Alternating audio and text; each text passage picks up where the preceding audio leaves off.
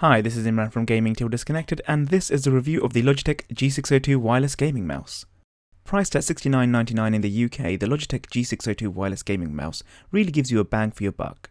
There's very little I can find to dislike about the G602, it's just an all-round decent mouse for gaming and day-to-day use.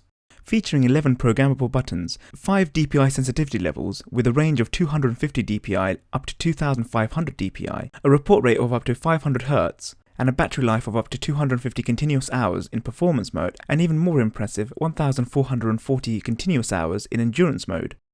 Compared to previous mice in the Logitech gaming range, the G602 has a new design made up of a slip-resistant coating wrapped around the outside, a soft rubber palm rest with ridges, and a dark grey metallic-looking trim. The G602's left and right click buttons are made up of a smooth matte finish plastic. They're long and extend outwards with a small valley in the middle.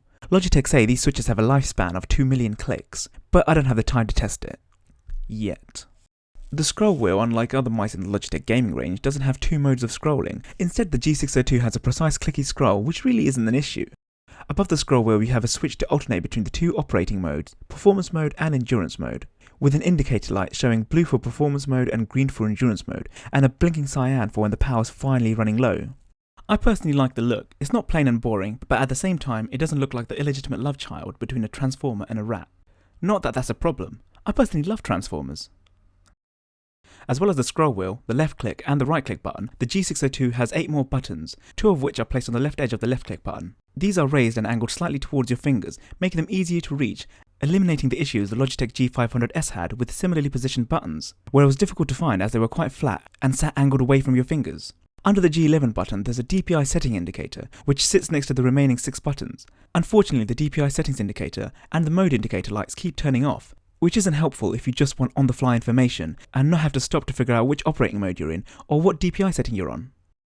Out of the remaining 6 buttons, some may find the 2 closest to them and the 2 furthest away from them a bit difficult to get to, but this is mainly dependent on the way you grip your mouse and to some extent the size of your hands. The G5 button and the G8 buttons were probably the easiest to get to purely for the way they were positioned, as they were positioned right in the middle, and it was a lot easier to reach with my thumbs.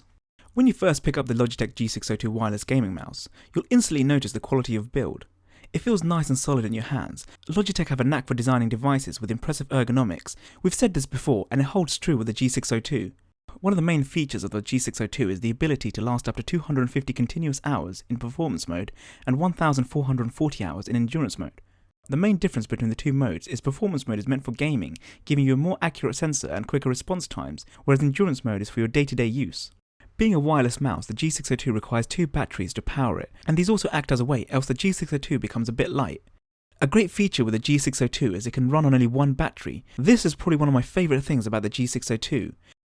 The G602 has moved away from Logitech's unifying receivers, which connect multiple devices via one USB adapter. Instead, it's using a new dedicated USB nano receiver to connect to your PC or Mac, polling 500 Hz, with the ability to set it to 125 Hz and 250 Hz. You can also toggle between 2 polling rates set with the Logitech gaming software for each of the operating modes.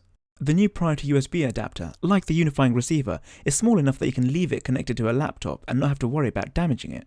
If you're connecting the mouse to a desktop and want the G602 to have a clear line of sight with a receiver, Logitech provide a USB extension cable which comes with the mouse. As I said before, the sensor ranges from 250 DPI up to 2500 DPI with 5 DPI settings, so you can move the cursor with high precision or glide from one side of the screen to the other. If you're concerned that 2500 DPI isn't going to be enough because you have a large screen, you can pair the G602 with Logitech's new G440 hard gaming mousepad, which features an ultra-low surface friction, offering high DPI gamers the ideal surface for suitable hand movements and quick mouse gestures. But I personally had no issues on a 24-inch screen. I found the G602 work pretty flawlessly with many surfaces, whether it be a wooden table, cloth or carpet. The only time the sensor had difficulty was when I put it on top of a glass surface, but unless you have a glass table, you're really not going to have an issue. Logitech's gaming software is probably one of my favourite customization software to use. The interface is clean, attractive, and from what I can tell, is bug-free. The software does everything from macro and profile creations to setting and changing DPI, polling rates, and assigning actions to buttons. Creating macros is quick and easy, and it can even record time between keystrokes. The Logitech gaming software comes with a variety of ready-made functions, from media controls to ventrilo commands. The automatic game detection mode worked like a charm. As the name suggests, this mode automatically changes the profile to the linked game or program when it loads. You can also set the DPI and polling rates to change when you switch from one profile to another. Besides the standard DPI changes, the software allows you to configure the mouse's X and Y axis to have a different DPI value. There really isn't anything bad I can say about the software, it just works. I have yet to run into any issues whatsoever. You may think that due to it being a wireless mouse, you'll suffer from lag or response issues, or even an issue with battery life, but Logitech have sorted all those issues with a 2.4 GHz wireless connection with a 2 millisecond report rate and the ability to function with only one working battery.